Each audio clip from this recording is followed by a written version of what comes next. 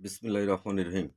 সম্মানিত ভিউয়ার্স, দেশের নবীন তরুণ যুবক প্রজন্ম এবং প্রজন্ম থেকে প্রজন্মের উত্তরাধিকারী উত্তরসূরিদের পক্ষে প্রজন্ম ৭১ স্বপ্নসিঁড়ি পথের পাঁচালী ইউটিউব চ্যানেলের পক্ষ থেকে স্বাধীনতা চেতনায় বিশ্বাসী দেশে এবং প্রবাসে অবস্থানরত দেশপ্রেমী প্রতিটি নাগরিকগণকে জানাই সশ্রদ্ধ সালাম, শুভেচ্ছা, শুভকামনা ও অভিনন্দন।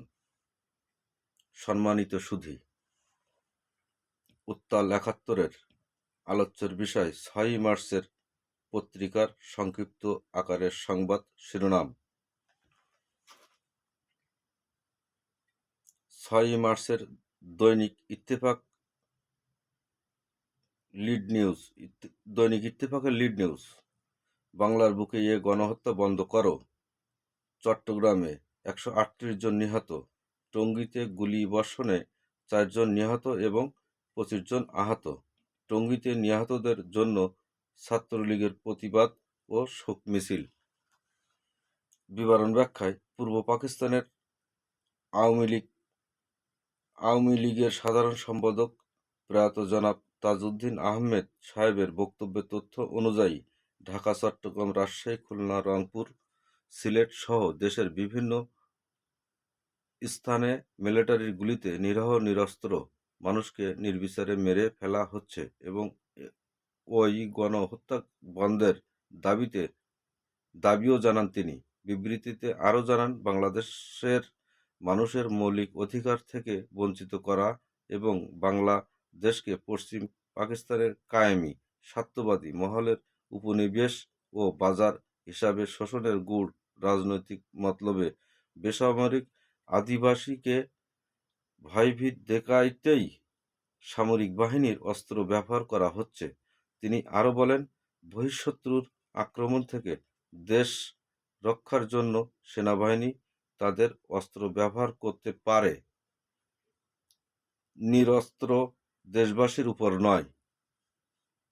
এখানে আরও উল্লেখ থাকে, লাহোরের প্রধান প্রধান মসজিদে পূর্ব অঞ্চলের গণতন্ত্র প্রতিষ্ঠা সংগ্রামে যারা শহীদ হয়েছে তাদের জন্য গায়েবানা জানাজা অনুষ্ঠিত হয় পাকিস্তানে ৬ মার্চ শান্তি শৃঙ্খলা বজায় রাখতে পুরাতন পল্টনে আওয়ামী লীগের কার্যালয়ে কন্ট্রোল রুম ও খোলা হয় আওয়ামী লীগের পক্ষ থেকে। উল্লেখিত বিষয়, ৬ মার্চ বিদেশি একটি সংস্থার বরাতে আকাশবাণী প্রচার করে ভুট্টোর সঙ্গে ক্ষমতা ভাগ-বাটোয়ারা করতে রাজি আছে বঙ্গবন্ধু শেখ মুজিবুর রহমান। এ প্রসঙ্গে বঙ্গবন্ধু ওর মন্তব্য জানতে চাইলে তিনি বঙ্গবন্ধু বলেন, কল্পনার ফানুস বলে আকাশবাণী প্রচারকে তিনি আখ্যা দেন। ৬ মার্চ দৈনিক ইত্তেফাক পত্রিকায় প্রকাশিত হয় আগামীকাল অর্থাৎ ৭ই মার্চ বিকাল ২টায় রেসকোর্স ময়দানে গণসমাবেশে বঙ্গবন্ধু শেখ মুজিবুর রহমান বক্তৃতা করবেন। ওই দিন ৬ মার্চ প্রকাশিত খবরে ১১ দফার আন্দোলনের অগ্রনায়ক জনাব তোফায়েল আহমেদ শিরোনামে দৈনিক ইত্তেফাকে প্রকাশিত হয়, বঙ্গবন্ধু শেখ মুজিবুর রহমানের ভাষণ প্রচার করা হবে। সাথে আরও প্রকাশিত হয় স্বাধিকার আন্দোলনের ৬ মার্চের কর্মসূচির তালিকা। ৫ই মার্চ প্রেসিডেন্ট ইয়াহিয়া ও প্রধানমন্ত্রী ভুট্টোর বৈঠকের পর ৬ই মার্চ পিপুলস পার্টির মুখপাত্র আব্দুল হাফিজ পীরজাদা জাতীয় পরিষদ অধিবেশন স্থগিত রাখার প্রসঙ্গে রাওয়ালপিন্ডিতে সাংবাদিকদের বলেন, আওয়ামী লীগের প্রতিক্রিয়ায় যেখানেই বিচার করা হোক না কেন অত্যন্ত অবাঞ্ছিত এবং যুক্তিযুক্ত নয়।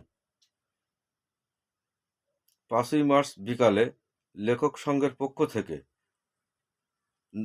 দেশের নবীন প্রবীণ কবি, সাহিত্যিক ও বিশ্ববিদ্যালয়ের শিক্ষকরা মিছিল করে রাজপথে নেমে আসেন এবং কেন্দ্রীয় শহীদ মিনারে আপামর সাধারণ মানুষের সঙ্গে একাকার হয়ে স্বাধিকার সংগ্রামের পথে এগিয়ে যাওয়ার শপথ নেন। তথ্যসূত্র ১৯৭১ ৬ মার্চ ডিফ্যাক্টো অনানুষ্ঠানিক শিরোনামে পূর্ব পাকিস্তানের পূর্ব চিত্র তুলে ধরা হয়।